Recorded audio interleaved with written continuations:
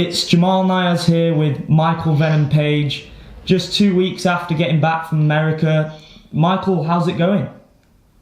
You know what? I'm feeling extremely positive. I know it's a bit of a weird response to the fight that I had, but I'm just pumped. I just want to get back in there. I thought the fight was exciting, even though I didn't get the result I wanted.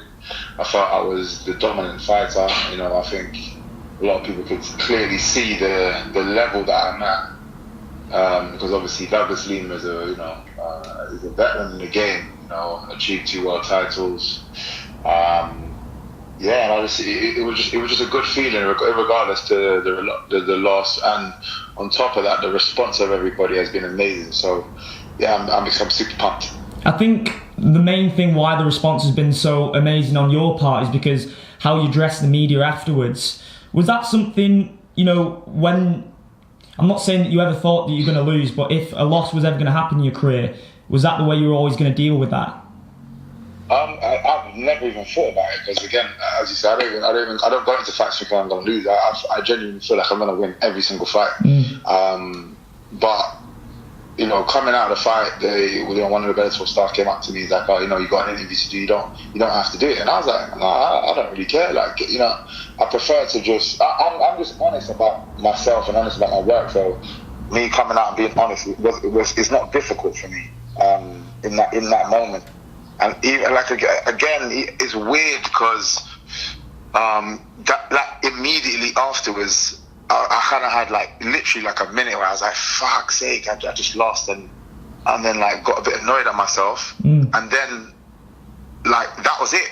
I kind of got that out of my system, and I felt a lot of people will have a hell of a lot longer period of time, especially after losing the undefeated record. Yeah.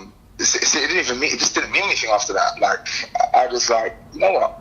I feel like I made a mistake. It came from me. I wasn't dominated. I wasn't bettered by bested by the opposition, in the sense that he was just overwhelmingly better than me. His ability. I actually felt it was the other way around. I actually felt like I was the one on top. But so I was just confident in that moment. So I was like, nah, there's no way. I'm not hiding behind anybody. I'm just going to go out and deal with it myself. And that's just kind of me anyway. And I think that resonates with a lot of people, because even prior to the fight, we can all see, we had this conversation in Birmingham, we can all see that you're a massive fan of the fight game. And it's funny that we were discussing about, MMA being a modern day Mortal Kombat, and then you come in dressed as Scorpion at the weigh-ins. I loved it, man. I literally, for this reason, I wish I got the result that I wanted, because I had a pretty sick celebration as well. I might save that one, but I'm fortunate to actually be. I'll probably say one of the few fighters to be sponsored by Mortal Kombat as well. So. Oh, that's amazing. Yeah. It's just it's an amazing partnership, just because of the game itself, but also because the characters are known for their finishing moves, and that is exactly what I'm known for as well. Yeah. What I mean? So it was just a perfect matchup. And again, it's just a shame that, the first time I was sponsored by them, I wasn't able to kind of pull off the result I want. But they have faith in me. They know my abilities. They know where I can go, and I work well with them. So just looking forward to the next one. Someone who is one of your biggest supporters was there that night, 50 Cent, who's put in a lot of money for the tournament itself. What do you have to say to you after that fight? He came over. I'm sure he was quite annoyed. I think he's definitely a true supporter of myself. Although he was there for the tournament, I really think he kind of we got on anyway. We did, we spoke on a few times, and we've got on quite a bit anyway. So I think it was more that as well. It wasn't just the fact that he was just a supporter of my style and stuff. I think that's what kind of drew him towards me initially, and then we just kind of got on. And he came up to me straight away, and he just like, "Look, don't even worry about that. That's you got a lot more to show, got a lot more to do. Just keep your head up and keep pushing forward." Yeah. And it was just inspirational, especially directly after the loss, to even get that kind of recognition from someone like him. So it was nice. And the welterweight division is probably if it's not the most stacked in MMA, it's definitely up there in the top 3. There's a lot of options for you on the table now for your next fight. Is there anyone in mind that you're targeting? You know what? It's funny. I want Douglas Lima again. Yeah. Now, obviously, he's in the tournament, but you know what? I feel like let me get one more fight. I genuinely don't care who it is. I just kind of want to get back to winning ways, and then look, regardless of his result, I don't care. It's not for me. It's not even about the title. I just want to rectify what happened. And again, this is out of respect for him. But I just want to rectify what happened. I genuinely believe that I was the more dominant fighter, and it was all going my way, aside to the finish. But yeah, you know what? Whether he wins, whether he loses this tournament, I just want a rematch with him. So you know what? I know he's got his fight. I think September. I'd like to fight around the same time. So then it's roughly the same amount of time off. And then we just rematch again straight after that. Yeah. Can I throw a name in there that I'd love to see you go up against? It was a guy you fought in Birmingham, very similar style to yourself. You've competed against each other before, Raymond Daniels. Yeah, it's funny. Like obviously, me and Raymond have been we've been friends for such a long time. And me and him spoke in Birmingham. He's like, yeah, everybody's just like, yeah, when you fight Michael. And we're both saying the same thing. He's like, the only way you're going to get us both in the cage is if you are paying us both life-changing money. Yeah. Because that's the only way we're going to go up against. I'm going up against my friend, and that's truly what it is. We're friends. Some people don't understand the relationship. We both come from the same place. We're both fans of each other. This is one of the main reasons why I made the effort to come down a week out before my fight, is because he was on that card. You know what I mean? I really wanted to just to be there, and for me, I'm quite passionate about this side of it, simply because I feel like a lot of my what should I say, like my old peers in the sport, they don't step up when it comes to these supporting their own enough, in my opinion. Now Raymond Daniels is one of the biggest names in our sport, in the sport karate, in the freestyle kickboxing, and he's been to we have so many competitions in and around Birmingham, and that place should have been packed purely just with our guys, and it could have been.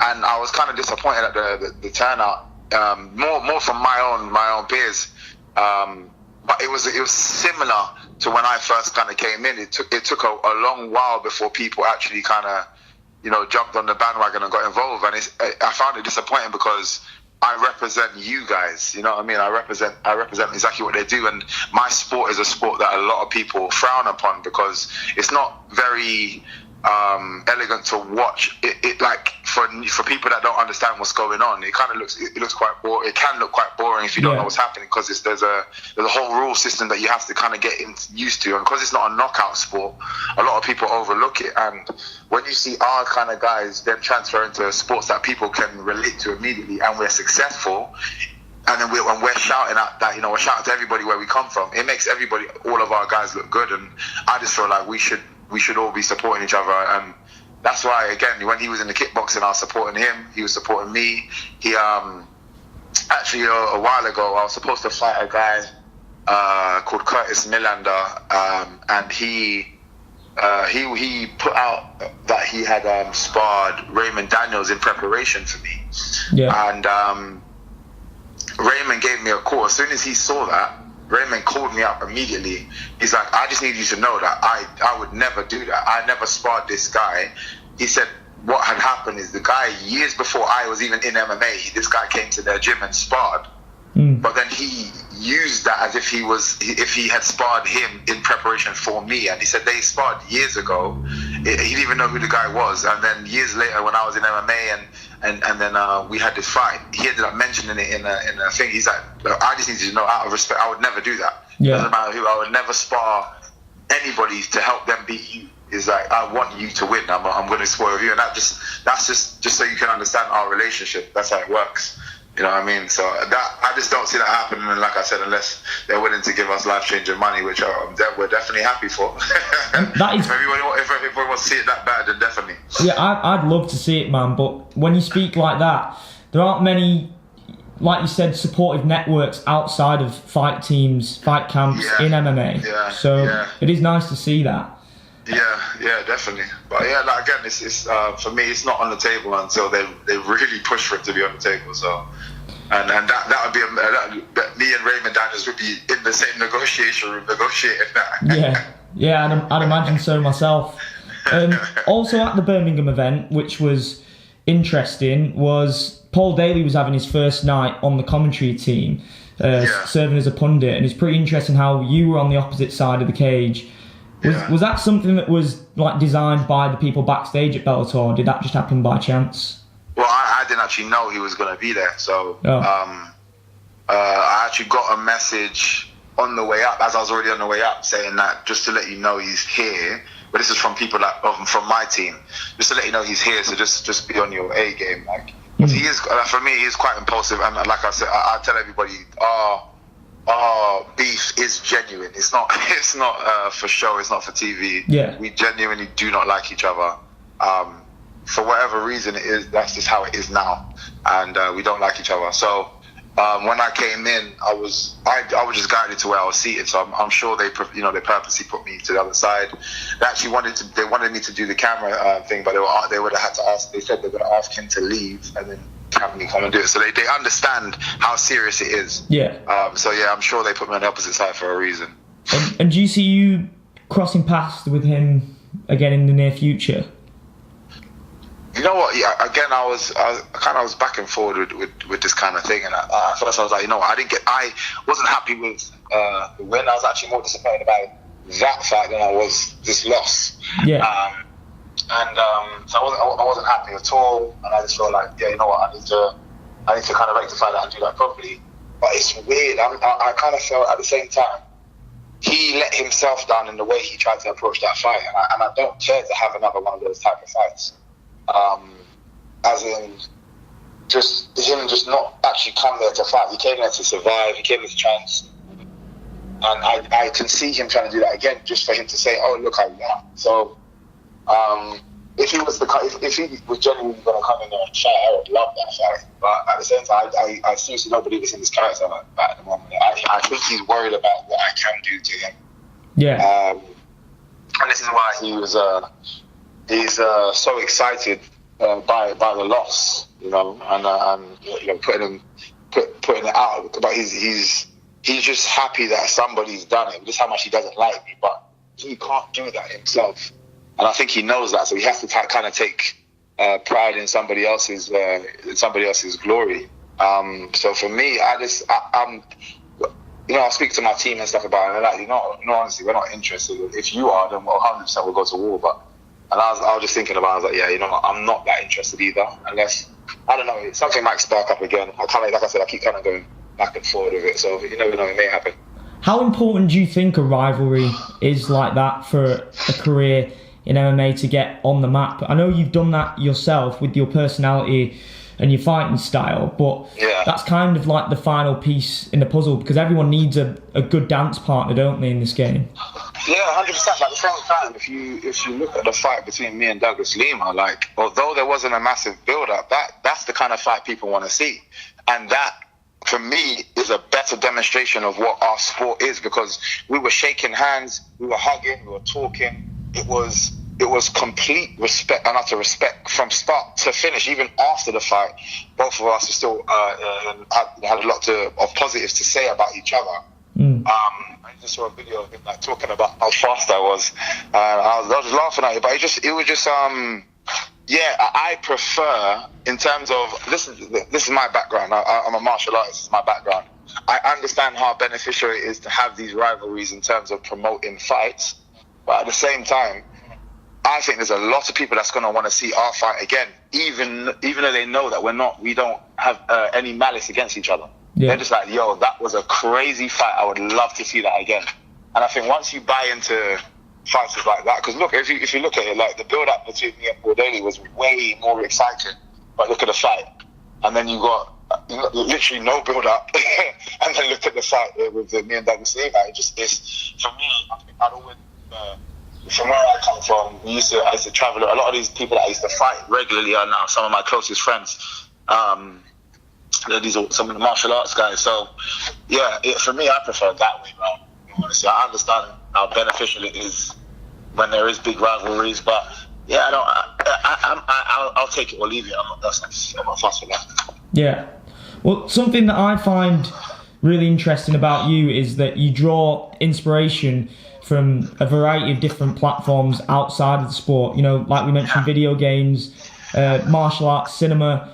But because you got into the sport I'm guessing you were training when it was still sort of, it was nowhere near as big as it is now in terms of the publicity and media behind it. Do you think you'd be the same fighter if you were growing up in this age now, where social media's taken over, any fight is accessible to study and watch, where, you know, you may not have been drawing inspiration from the things that you did when you were growing up in the fight game?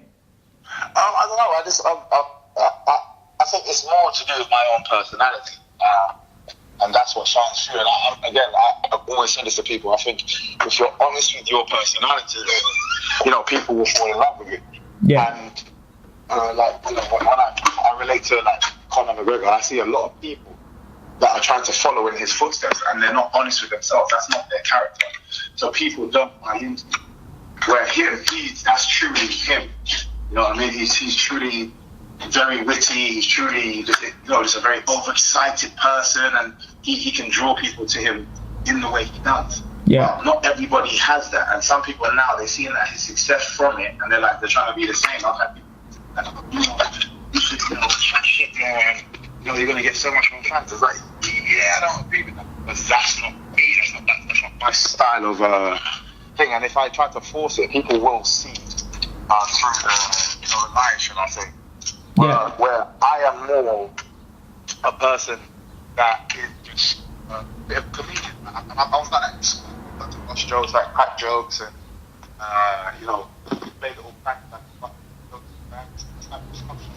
so I think, despite what time I came in, I would have been that type of fighter, and I would just draw inspiration from whatever I find funny, and then put that out there, and anybody that sees the honesty in it would kind of jump on board. I think I'd always have that kind of I get that kind of response. And on top of my style being how my style is, I definitely think it would be the same thing.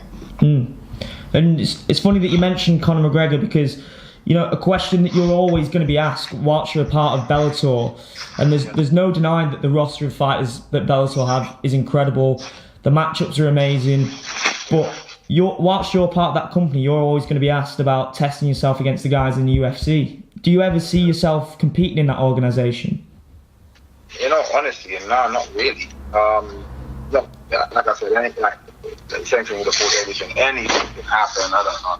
I'm not predicting the future, but a lot of the reasons why people are leaving, obviously, us fighters get to talk to each other, but a lot of the reasons why people are leaving UFC, I think it's because they kind of feel like hard done on it. You don't have the same kind of freedom. You don't get the same kind of sponsorship deals. Like imagine if I was in UFC, you would never see the Mortal Kombat thing. You would never see all that kind of stuff that I'm getting now.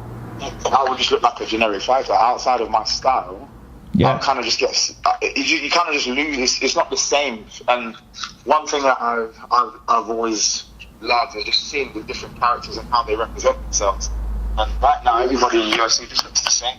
I mean, obviously, you've got the kind of few stand-up fighters, and if you're a truly martial arts player, you're still going to look at people. But just remember back in the day when Tito Ortiz had his fiery shorts and where he used to end fights, and there's all these different characters that, Anderson Silva, the way he's there's just so many different things that they used to do and allowed to happen. And it reminds me of the WWE days. You fall in love with different characters. Yeah. You know what I mean? And I feel like Bellator have the right idea with this, even with their walkouts and stuff now. It's just epic walkouts. And for me, aside of my business, I'm genuinely a fan of Bellator and how they do things. And I just feel like they align how I like to be. And again, I'm free to do a lot more things. They're willing to work with other organisations. They're willing to let box. There's just so much you can do in Bellator. And obviously the people that are kind of saying that, you know, you need to test yourself more are genuinely, in my opinion, uneducated about the world of mixed martial arts. Yeah. Because I could pick a lot of people from Bellator that will go over to UFC and cause a lot of problems. On top of that, a lot of UFC's champions were all ex-fighters of another nation. You know what I mean? Yeah. So if you actually do your history, then people would understand that, okay, you know, a lot of the homegrown UFC fighters are not doing anything special. Not anything different, shall I say. Where a lot of the, you know, fighters that have come in from elsewhere, they're the ones that actually come in and they're making the big noise. But again, I just don't care to even try and educate those kind of people. They only know UFC, and right now there's the PFL stepping out. You got Bellator, you got YFC. There's just so many different organizations now. But it's a good thing for fighters. 100%. It's a good thing for fighters, and they actually got options outside of UFC, because they did monopolize the market, but I think they didn't do it in a very respectful way to the fight. I don't know whose choice that was, and I'm not gonna like, you know, put any names out and say, you know, this person's fault, because I don't know the back office side of it. But it does feel very greedy over there. Everything needs to be about UFC taking in the most money and not really the fight. I feel like, you know, even if you look at statistically, look at other sports, they give a lot more revenue back to their athletes, and it should be the case. It should be the case, because without the athletes, if everybody in UFC decides to say, you know what, we're not going to fight anymore, UFC doesn't mean anything. You know what I mean? So I feel like they just kind of, there's a lot of decisions that have been made over the years that I've seen from a distance that just seem very, one-sided and not thoughtful of the fighters. And in Bellator, it feels completely different. So as for right now, unless things change, that's for right now, yeah.